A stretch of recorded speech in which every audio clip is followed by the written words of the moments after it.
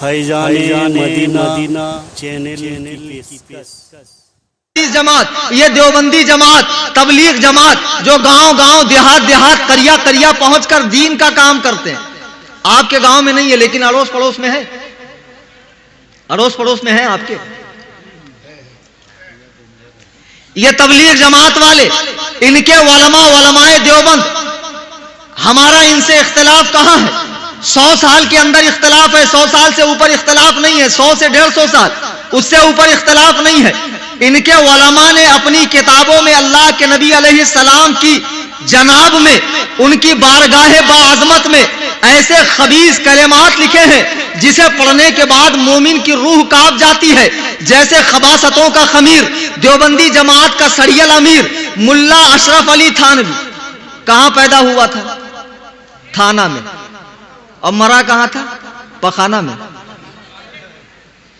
اشرف علی تھانوی نے اپنی کتاب حفظ الایمان میں سرکار علیہ السلام کے علم شریف کو بچوں، پاگلوں، جانوروں، درندوں، جمی حیوانات کے برابر کہا ہے۔ کلیجے پر ہاتھ رکھ کر بتاؤ، ایسی خبیث بات کہنے والا مسلمان ہو سکتا ہے؟ دیکھو مدینہ شریف میں اللہ کے رسول علیہ السلام مسجد نبوی میں بیٹھے ہیں، صحابہ کرام کا ہجوم ہے، صحابہ بیٹھے ہوئے ہیں، ایک اعرابی اللہ کے نبی کی بارگاہ میں آتا ہے، ایک بدو اللہ کے نبی کی بارگاہ میں آتا ہے، کہتا ہے اللہ کے رسول میرا اونٹ گم ہو گیا ہے، یہ بتائیے میرا اونٹ کہاں ہے؟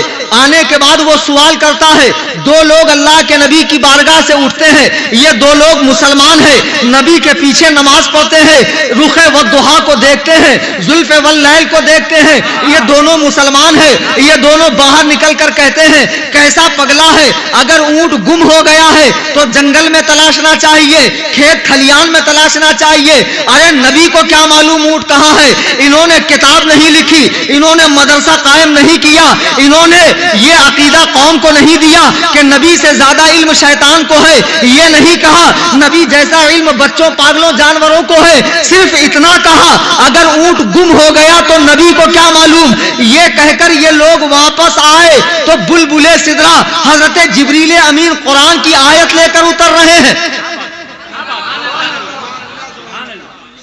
قرآن کی آیت لے کر اتر رہے ہیں۔ اللہ کے نبی نے ان سے پوچھا یہ بتاؤ یہاں سے جانے کے بعد تم کیا کہہ رہے تھے؟ وہ کہتے ہیں اللہ کے رسول راستہ کٹنے کے لیے ہم لوگ ہنسی مذاق کر رہے تھے، قرآن کہتا ہے وَلَئِن سَأَلْتَهُمْ لَيَقُولُنَّ إِنَّمَا كُنَّا نَخُوضُ وَنَلْعَبُ، جب آپ ان سے پوچھو تو یہ کہیں گے ہم ہنسی مذاق کر رہے تھے۔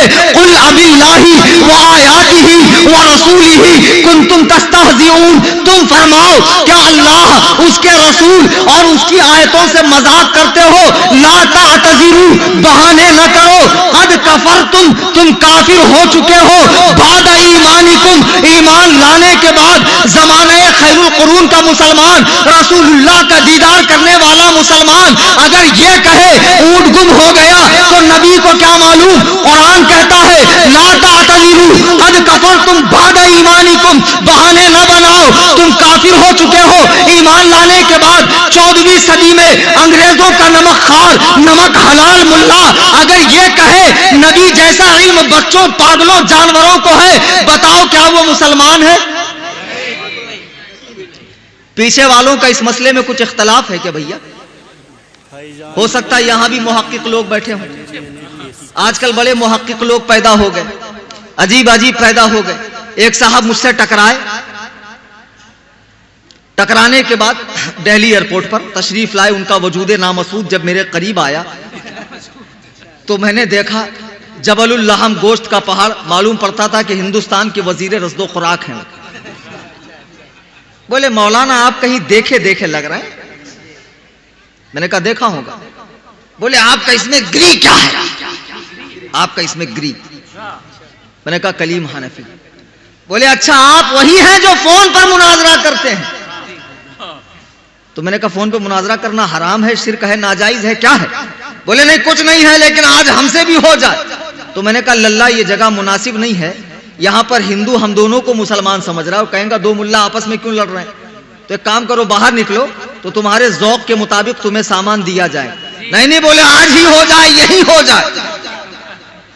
تو میں نے کہا ہو جائے تو آئیے, any time most welcome for ٹھکائی, لائیے تشریف. آئے صاحب, بولے مولانا وہ کیا ہے جو نہیں ملتا خدا سے جسے تم مانگتے ہو مصطفیٰ سے؟ تو میں نے کہا یہ کون سا مناظرہ ہوا بھیا؟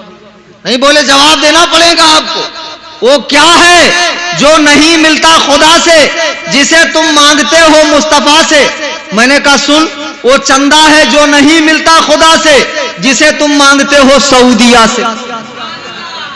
نہیں مانگتے, اتنے بڑے گدہ الذی ہیں, اللہ کے سوا کسی سے مانگنا شرک شرک شرک. سید صاحب بمبئی میں میرا پروگرام تھا, نارائن نگر میں 12 روز کا پروگرام ہوتا ہے, الگ الگ مقرر ہوتے ہیں, تو سب کو بولنے کا موقع دیا. جب میری باری آئی تو پولیس اسٹیشن میں جا کر بیٹھے, بولے اس مولانا کو ہم نہیں بولنے دیں گے, بولے یہ بہت گالی دیتا ہے اور اس کے پوسٹر میں بھی گالی لکھی ہے. پولیس والے نے ہم کو بلایا, کہا بھیا آپ کیوں گالی دیتے ہیں ان کو؟ میں نے کہا نا میں تو گالی نہیں دیتا ان کو. بولے یہ تو کہہ رہے ہیں کہ آپ گالی دیتے ہیں اور آپ کے پوسٹر میں بھی گالی لکھی ہے, آپ کی تقریر نہیں ہونے دیں گے. تو میں نے کہا کہاں گالی لکھی ہے؟ تو ایک پولیس والا مسلمان کھڑا تھا, اس نے پوسٹر پڑھا, بولے یہ شعر پڑھو اس میں گالی ہے. پولیس والے نے شعر پڑھا, نثار تیری چہل پہل پر ہزاروں عیدیں ربیع الاول سوائے ابلیس. تو ایک وہابڑا بولتا ہاں بس بس, ابلیس سے مراد ہم لوگ ہیں, ہم خود کہہ رہا ہے کہ ابلیس سے مراد ہم ہیں, ہم دیکھو ہم کو گالی لکھی کہ نہیں لکھی. تو پولیس والا کہہ رہا جب ابلیس سے مراد آپ لوگ ہیں تب تو بالکل صحیح, ان کی تقریر ہوگی اور ہونا چاہیے. علامہ نظامی صحیح کہتے تھے, وہابی بولتا مگر سمجھتا نہیں, عقل تو ہوتی نہیں. ان کا عقیدہ کیا ہے؟ حضور مر کے مٹی میں مل گئے, عقیدہ ہے نا.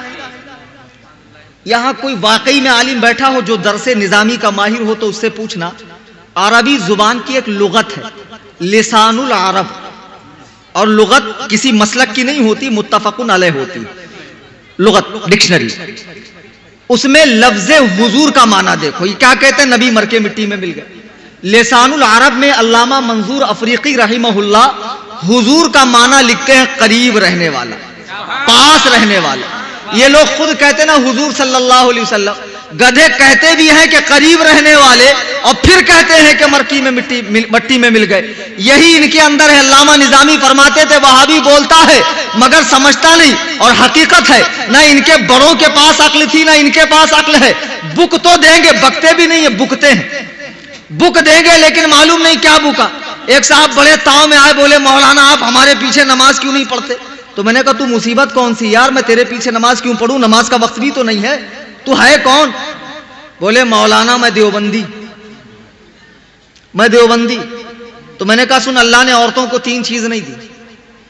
اللہ نے عورتوں کو نبی بنایا, ارے بولو بھائی, نبوت نہیں دی. کوئی خلیفہ عورت بنی, اللہ نے خلافت نہیں دی. اللہ کوئی امام عورت بنی آج تک, اللہ نے عورت کو نبوت بھی نہیں دی, خلافت بھی نہیں دی, امامت بھی نہیں دی.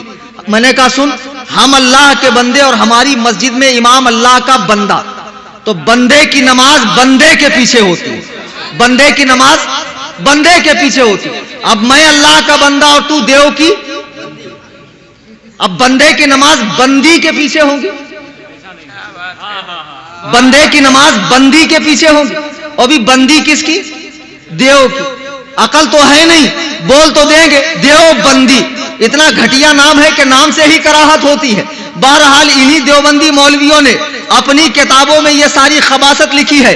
یہ تو دیوبندی لنکا کا ایک راون تھا اشرف علی تھانوی, جس کی کتاب میں نے بتائی. ان کا دوسرا بڑا کٹھ ملا مولوی قاسم نانوتوی, اس نے اپنی کتاب تہذیر الناس میں سرکار کے آخری نبی ہونے کا 3 جگہ انکار کیا. کتنی جگہ؟ مسلمانوں کا بچہ بچہ جانتا ہے کہ جتنے نبی آنے تھے آدم سے حضرت عیسیٰ تک آ گئے, لیکن جب بطن آمنہ سے آمنہ کا لال دنیا میں تشریف لایا تو اس حیثیت سے تشریف لایا کہ اب 7 طبق زمین اور 7 طبق آسمان میں نبی کی حیثیت سے کوئی پیدا ہو ہی نہیں سکتا ہے. اللہ نے سرکار کے دونوں شانوں کے بیچ میں مہر نبوت لگا دی ہے, اور یہ ارشاد فرما دیا کہ اب محمد الرسول اللہ کے بعد زمین کے 7 طبقات اور آسمان کے 7 طبقات میں کوئی نبی آ ہی نہیں سکتا. لیکن دیوبندیوں کا عقیدہ ہے کہ نیا نبی پیدا ہو سکتا ہے. ان کے ایک اور ملا मौलवी रशीद गंगोही ने अपनी किताब फतावा रशीदिया में अल्लाह के लिए झूठा होना मुमकिन लिखा है। और इतना ही नहीं, कौवे को हलाल भी लिखा है, खाने पर सवाब भी लिखा है। इनके एक और मौलवी खलील अहमद अम्बेठवी ने किताब बराहीन कातिया में शैतान के इल्म को हुजूर के इल्म से ज्यादा लिखा है।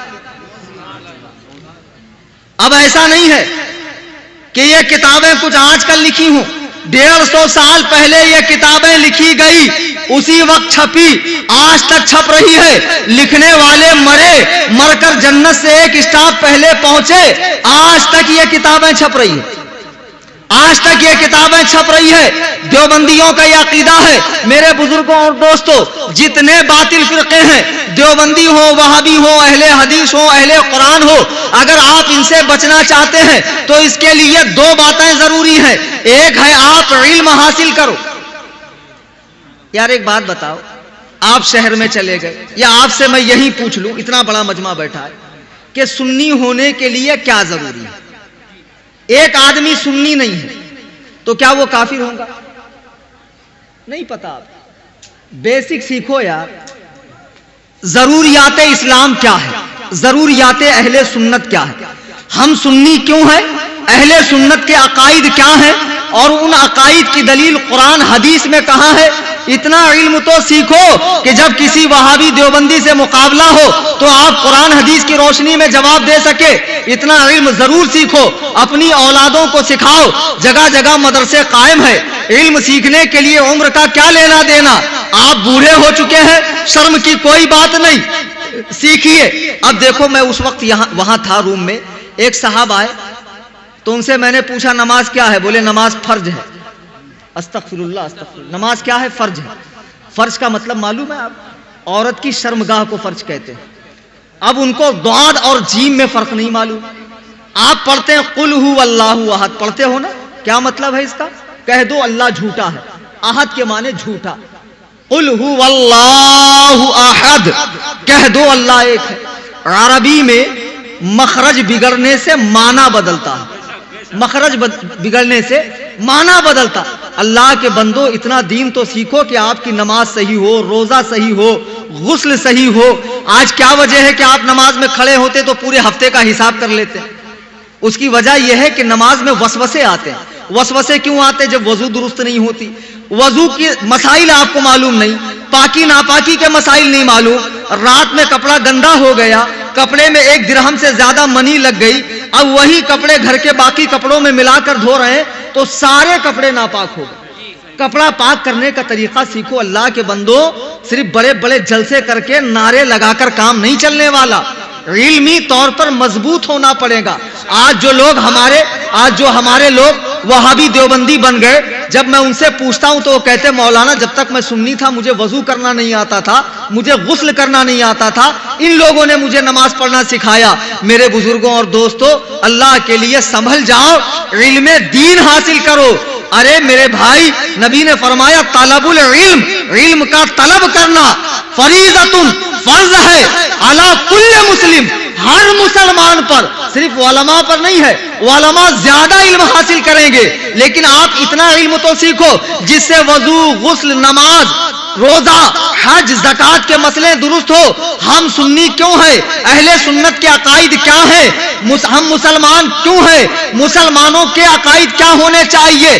कम से कम इतना मालूम करने के लिए तो इल्म हासिल करो कि खाली न्याज कर करके पेट बड़ा करना है। जैसे ही असद साहब बैठे, लोग फौरन दौड़ गए, पूरा खाना साफ कर दिया होगा, खा खा के पेट बढ़ा रहे।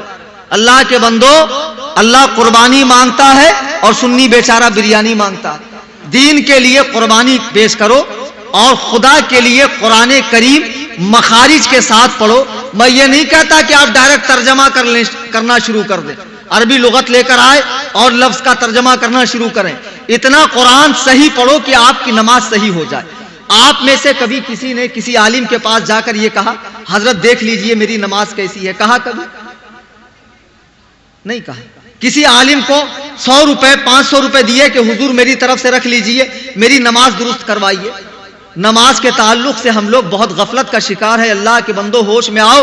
عشق نبی کا دعویٰ کرتے ہو. نبی فرماتے ہیں کہ نماز میرے آنکھوں کی ٹھنڈک ہے. آج یہی وجہ ہے کہ ہم لوگوں نے مسجدوں میں جانا چھوڑ دیا. وہابی دیوبندی ہماری مسجدوں پہ قبضہ کر رہے ہیں. نمازوں کی پابندی کیجئے, نمازوں کو صحیح کیجئے. اہل سنت